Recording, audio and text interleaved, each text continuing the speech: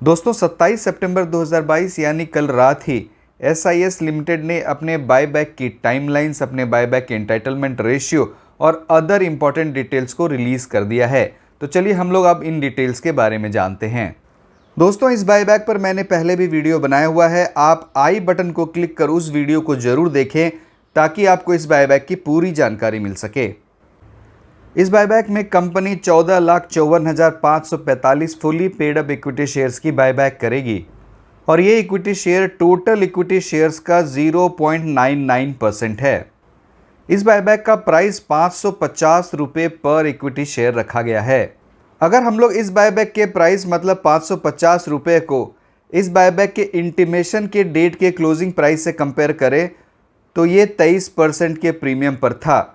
और अगर हम लोग इस बायबैक के बोर्ड ऑफ डायरेक्टर्स की मीटिंग के क्लोजिंग के प्राइस से कंपेयर करें तो ये उस वक्त 21% के प्रीमियम पे था। और अगर हम लोग इस बायबैक के प्राइस को कल के क्लोजिंग के प्राइस से कंपेयर करें जो लगभग 416 रुपये है तो अभी यह बायबैक 32% के प्रीमियम पर है। शेयर मार्केट में आई गिरावट की वजह से इस शेयर में भी गिरावट हुई है और इसी वजह से इस बायबैक का प्रीमियम भी बढ़ चुका है।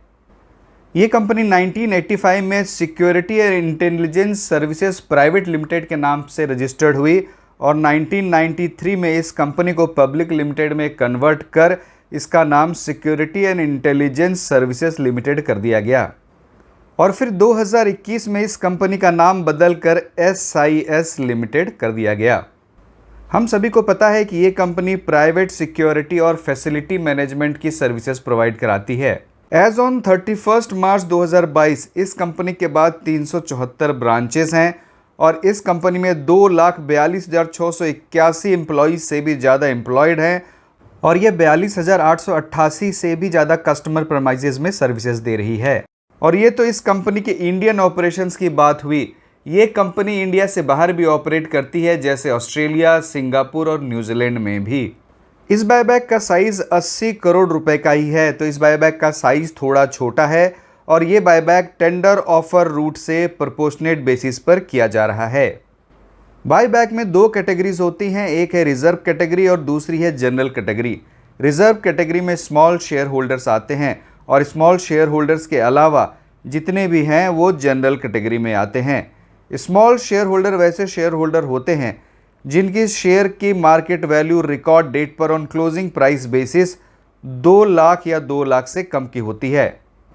और 2 लाख में नंबर ऑफ शेयर्स निकालने के लिए हम लोग ऐसे स्टॉक एक्सचेंज की रिकॉर्ड डेट की क्लोजिंग प्राइस लेते हैं जिस स्टॉक एक्सचेंज में इस शेयर की ट्रेडेड वॉल्यूम सबसे ज़्यादा थी। तो रिकॉर्ड डेट पर इस शेयर की एनएससी में ट्रेडेड वॉल्यूम सबसे ज़्यादा थी और एनएससी पर रिकॉर्ड डेट पर इस शेयर का क्लोजिंग प्राइस 452 रुपये 20 पैसे था।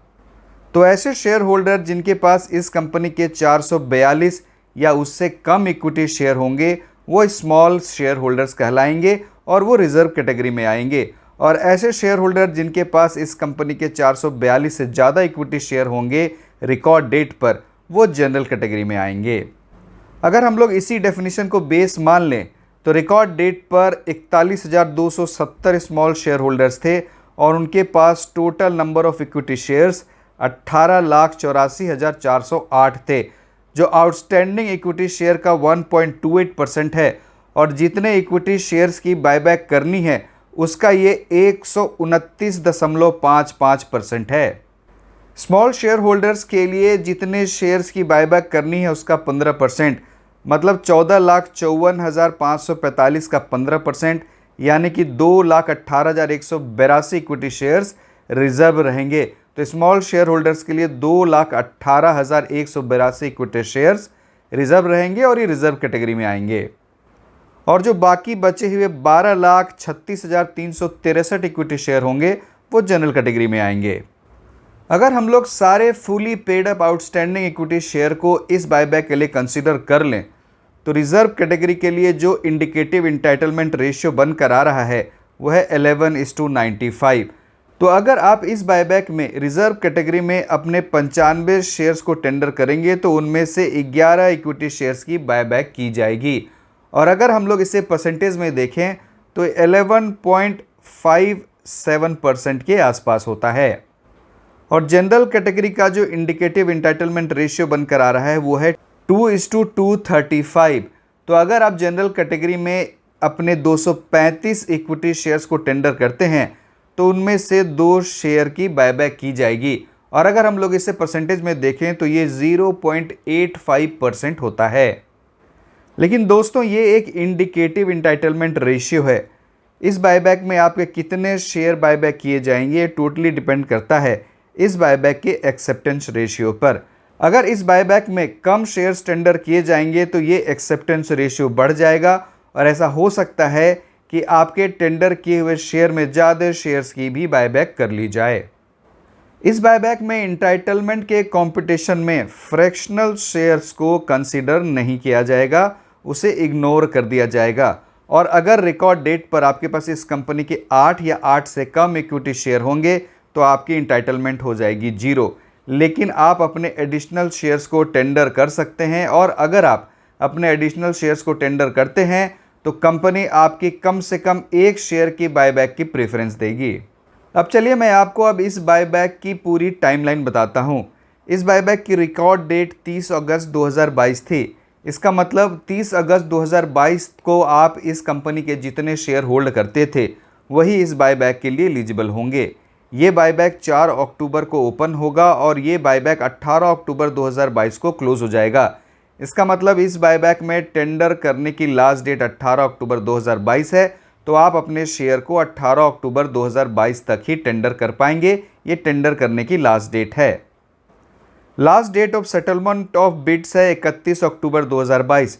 तो अगर आपके शेयर्स बायबैक किए जाते हैं तो आपको कंसिडरेशन 31 अक्टूबर 2022 तक दे दिया जाएगा, मतलब आपको पैसे दे दिए जाएंगे। यहाँ मैं आपको एक इम्पॉर्टेंट बात बता दूँ कि इस बायबैक में अगर आपके शेयर्स बायबैक किए जाते हैं और आपको जो प्रॉफिट होता है वो आपके हाथ में टैक्सेबल नहीं है, क्योंकि ये इनकम टैक्स एक्ट के अंदर सेक्शन 10 सब सेक्शन 34A के अंतर्गत एग्जेम्प्टेड इनकम में आता है।